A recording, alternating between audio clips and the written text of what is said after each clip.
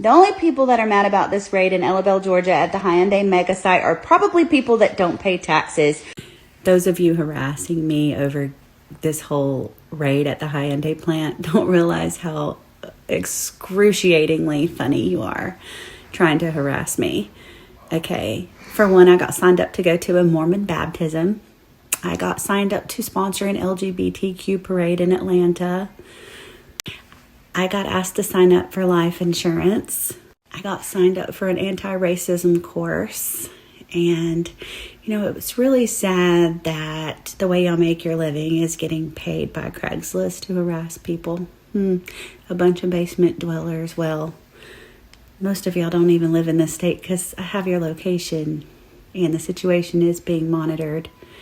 And if you post pictures of my kids and make threats, well, it's going straight to the FBI. So I'm just telling you, you might not want to do that. But I'm sitting over here laughing at how ridiculous y'all are. And don't waste your time with me. So there were 452 illegals apprehended at the Hyundai mega plant construction site yesterday near Savannah. And I was the one that reported the information that I had to ICE. But it goes beyond just someone working illegally. Let me explain to you. These people are working for slave wages. Some are not getting paid. Some are being trafficked. They send money home to their country. They give money to their handler. They have hardly anything left. They live in homes 5 families deep, have no quality of life. It's modern day slavery. So if you think that ICE is just going in and ripping people out of their jobs, these hardworking people that want a better life, well, guess what? Politicians have really screwed these people because when they came here, they thought they were, hey, the border's open, we're coming in, we're going to get the 5-star treatment, and we can go to the big Walmart, and we can live in a 5-star hotel, and that's just not how it is.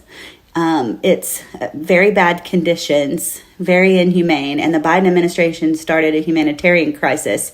So y'all can't just look at it like they're ripping good people off the job. They're probably saving their lives in the long run. What really happens when one phone call changes the lives of hundreds? Now, in a shocking twist that feels like something out of a movie, a white woman picks up her phone, calls ICE, and within hours, an Asian factory is swarmed. Now, 400 plus people, men, women, and even young workers detained in one of the most largest raids of its kind. But this story is deeper than just headlines. It exposes the fragile threads of race, labor, immigration, and power in America. And trust me, once you hear the details, you'll never look at the word justice the same way again. It looks like troops heading into war. Chaos erupted at a U.S.-based Hyundai factory when ICE agents carried out a massive raid, detaining hundreds of South Korean nationals employed at the plant. According to officials, the raid was part of an ongoing federal crackdown targeting undocumented workers and companies suspected of violating immigration and labor laws. Witnesses say the factory floor descended into panic as dozens of officers poured into the facility, questioning employees and escorting many away in handcuffs. Early reports suggest hundreds of workers, mostly South Korean nationals, were taken into custody, though ICE has not confirmed the exact number. Some employees allegedly entered the U.S. on temporary visas that had expired, while others are accused of working without proper documentation. Hyundai, one of the world's largest automakers, released a brief statement saying it was cooperating fully with authorities, but did not comment on whether the company knowingly employed undocumented workers. Labor rights groups, however, have condemned the raid, calling it a heavy-handed assault on vulnerable workers and warning it could disrupt production lines across the U.S. Well, the headline from here is certainly that South Korea's president, Lee Jae-myung, is getting involved in this matter, telling his officials that, quote, all out necessary measures should be done to support Korean nationals in this matter and to resolve it as fast as possible. Now, the split screen from where he was just about 10 days ago is certainly dramatic, considering that he was at the Oval Office meeting with President Trump talking about new investments that South Korea would make into a reality, making American shipbuilding again, improving investments in manufacturing in the United States. This battery factory run by Hyundai as a joint venture with the other South Korean giant, LG, is certainly part of that narrative. And now to see this operation, the biggest of its kind taken in the second Trump administration, it is so striking and has hit such an emotional chord with a multitude of people here in South Korea. Quite astounded that not just one or two or a few dozen South Koreans have been detained as part of this operation, but more than 300, a number confirmed by South Korea's Ministry of Foreign Affairs today. Along those lines, the Minister of Foreign Affairs has said that if this situation isn't resolved, he could conceivably go to Washington, D.C., saying in part, quote, "As we discuss this issue further today, we are also considering dispatching a high-level official to the U.S. to address the situation. If necessary, I, meaning the foreign minister, am prepared to travel to Washington, D.C., personally to engage directly with U.S. officials to resolve this matter." Unclear at the moment what, if any, charges could be filed, will be filed, and how long will it take to release all 300 plus of these South Korean nationals. Again, hitting such a chord with people halfway around the world. He is going to piss every single world leader off, and he is going to isolate the U.S. from the rest of the world even further. This Hyundai plant raid in Georgia is going to spark chaos here in the U.S. They detained nearly 500 workers, and around 300 of them are South Korean nationals, not criminals. A lot of them are here on training visas legally for Hyundai's multi-billion-dollar investment in Georgia. This is the biggest foreign investment project in Georgia's history, and the U.S. government just brought it to a halt. There are a few reasons why this is dangerous. First, diplomatic fallout. South Korea isn't just some random country. They're one of America's allies. They're pissed. They've already sent diplomats to help their people. So messing with this relationship could screw trade, military cooperation, and future deals. Second, the money, the investment. Hyundai and LG is dropping billions into the U.S. EV production. If they start thinking their workers aren't safe here, do you think they're going to continue to invest? Nope.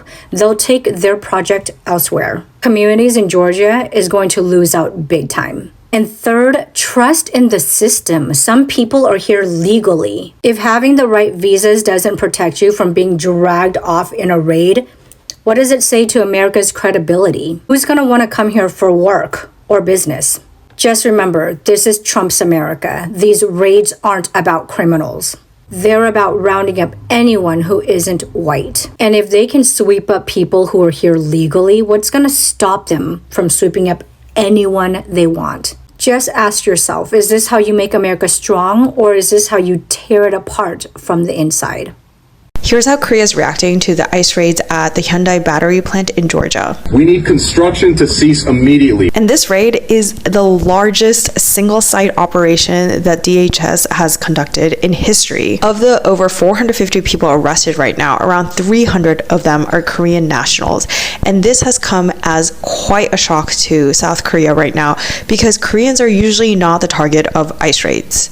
A Korean newspaper even had this cartoon right here where they are depicting Trump as a sort of a bully. It starts off by saying that the US was begging Korea for more investments, and now they're arresting hundreds of South Koreans on a business trip. Literally just last month, South Korea's President Lee Jae-myung met with President Trump, and they reaffirmed their alliance as well as business relationships. The US has been pressuring South Korea to invest billions of dollars into the American industry, and they were ramping up this pressure in the past few months. Korea recently agreed to a $350 billion investment into the American economy. And part of that investment was this Hyundai LG factory that was set to open next year. This facility was going to be Georgia's biggest industrial investment in the state's history, and it was supposed to help boost the state's economy. Officials are saying that a lot of these employees were actually South Korean nationals there on a temporary visa for a business trip who have been sent to help finish building electric car battery factories. First of all, South Korea's foreign ministry came out immediately to say that they are expressing concern and regret over Washington's decision to do this, and that this will send a chilling effect to the US in terms of business. I mean, President Trump has vowed to arrest the worst of the worst criminals with ICE raids.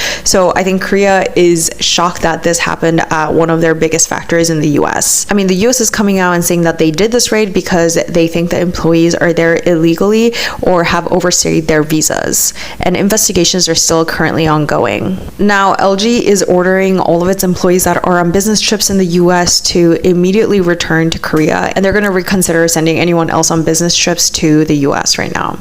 The only people that are mad about this raid in Ellaville, Georgia at the Hyundai mega site are probably people that don't pay taxes. Shut up, loser.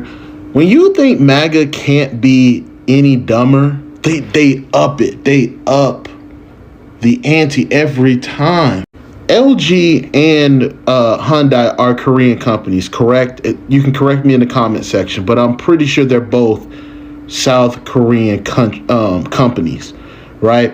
And so Trump worked out a deal where they bring some of their manufacturing over to the United States. They settled in Georgia, which is good for Georgia's economy. It's also good for the local workers as well, for them to be able to get a job. I want people to understand something. When you bring a company over from another country, it is not uncommon for them to bring workers that actually know. Those workers, 9 times out of 10, are not just working the lines. They're training people. They're training people to get the job done, okay, the way that they want to do it. It's creating more jobs. And I live in Douglasville, so I'm right next to Carrollton, right? It's not even done yet. I don't think the warehouses and stuff are actually done, but they're coming over here to work on the cars, but also they're building out more buildings here in this little countryside. So, baby, you stop them from working. You know, South Korea is like, we're going to bring them home. The people that know how to do this, we're going to bring them home. That's going to also slow down production. Yeah, we're going to get them the fuck up out of there before they get hurt. Which is going to fuck up other foreign agreements, which is going to fuck up other things because they see how you guys treat foreigners. Y'all, that racism and bigotry is expensive. And we're about to pay the price. This woman who goes by the name Tori Brenham is the reason why the ICE raid happened at the Hyundai facility in Georgia.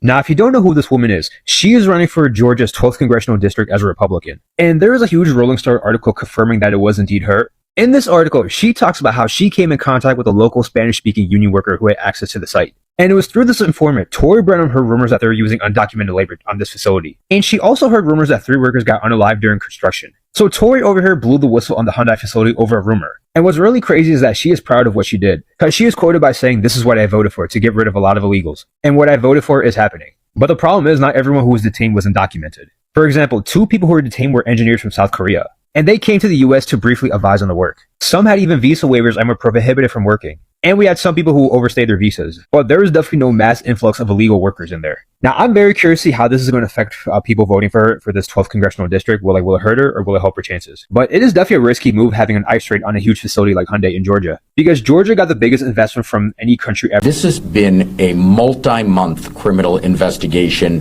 where we have developed evidence, conducted interviews, gathered documents, and presented that evidence to the court in order to obtain a judicial search warrant. Yesterday, we executed that search warrant and gathered additional evidence that will support this investigation.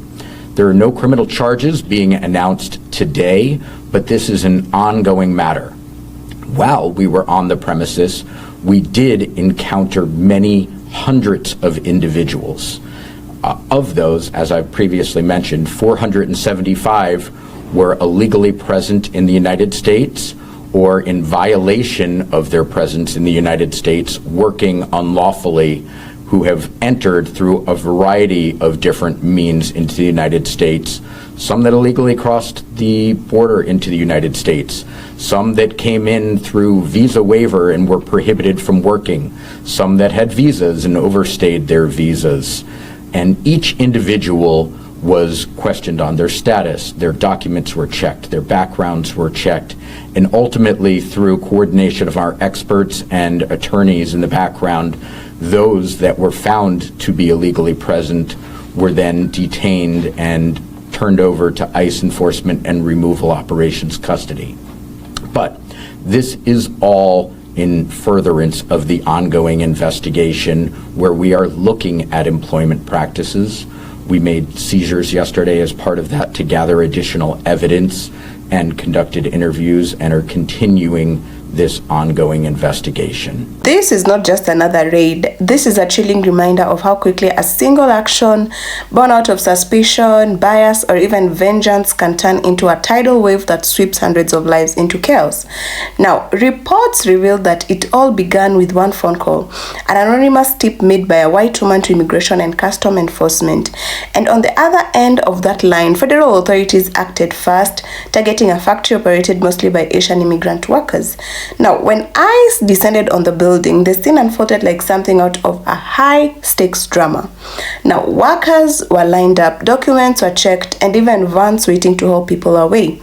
Now, 400 plus individuals were suddenly branded as detainees, and the factory floor that had once buzzed with the sound of machinery fell into silence, replaced by the echo of fear. But the real question is, why this call? Was it a simple report of labor violations, or was there more beneath the surface? Now, history has shown us that race and perception often collide in very ugly ways. And now this incident where ICE on speed dial for an Asian-operated factory, patterns like this force us to ask, who gets to control power in America and who ends up paying the price? Now, beyond the human toll, let's talk about the economic fallout. Hundreds of families suddenly find themselves without providers. And even children are being affected by where they're left waiting at school with no one to pick them up. Rent is unpaid, and even medical bills piling up, and even meals become uncertain. And the factory itself shattered, its reputation smeared, its workers dispersed like dust in the wind. Now, what happens to the community where such a large number of its workers vanish overnight? Who benefits from this dismantling and who suffers in silence? Now, critics argue that raids like this aren't just about justice. They're about fear. They paint a picture of illegal immigrants as criminals while ignoring the systemic demand for cheap labor that fuels these industries. And factories, farms, restaurants all depend on immigrant hands. Yet the same hands are shackled when it's convenient for political theater. It's a circle of exploitation and punishment, revolving door that leaves lives shattered. And let's not forget the role of whistleblowers. Whether noble or malicious, when a white woman makes that call, it's not just a neutral act. It carries history, it carries power and even consequences. And in America, the weight of a single accusation can topple entire communities, especially when it targets marginalized groups. And so this event forces us to confront uncomfortable truths. Are laws applied equally? Or do they bend with the winds of race, privilege, or even perception? The haunting reality is that behind every number there is a story, and the 400 plus detained are not faceless statistics. They are parents, they are students, they are neighbors, and even the dreamers, and their lives are woven into the very fabric of the nation, yet they are torn out with a single act of suspicion. And while headlines may move on, the scars remain etched into the families, communities, and even the very idea of belonging. And so as we process this story, the real challenge is not just to ask what happened, but to dig into the harder questions. Who benefits from fear? Who profits from the division? And most importantly, what does justice look like in a society where a phone call can mean the difference between freedom and chains?